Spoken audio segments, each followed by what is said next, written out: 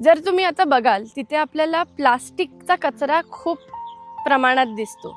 जर जेव्हा पण मी गाव दौऱ्यांना जाते तेव्हा मी रस्त्याच्या आजूबाजूला कधीतरी मोकळ्या जमिनीवरती असा मी कचरा खूपदा बघितलेला आहे.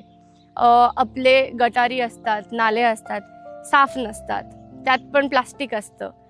तर हे बघून मला खूप वाईट वाटतं, कारण आपल्याला सगळ्यांना माहिती आहे प्लास्टिक हे असं मटेरियल आहे जे डिकम्पोज होत नाही, मातीत मिसळत नाही.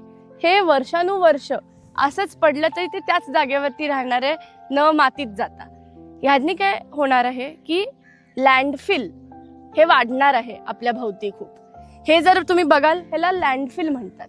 आणि ह्या लँडफिलमुळे आपलं पर्यावरण आणि आपलं निसर्ग हा खूप जास्त खराब होणार आहे किंवा ह्याला खूप इम्पॅक्ट होणार आहे, नेगेटिव्ह इम्पॅक्ट.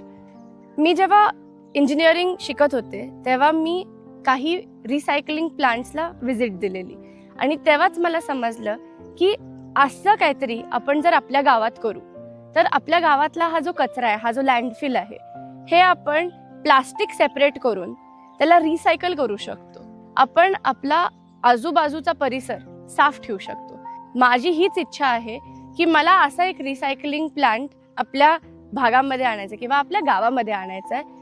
तर मला तुमच्या सगळ्यांपासून हीच मदत हवी आहे की तुमच्या घरातला सुखा आणि जो ओला कचरा असतो तो तुम्ही जागरूकपणे सेपरेट करून आपल्या ह्या रिसायकलिंग प्लांटमध्ये जर टाकाल, त्यांनी आपल्या वातावरण, आपलं पर्यावरण खूप सेफ राहणार आहे आणि आपल्या पुढच्या पिढीसाठी कष्ट कमी होणार आहे. स्वच्छ भारत का इरादा इरादा कर लिया हमने, देश से अपने ये वादा.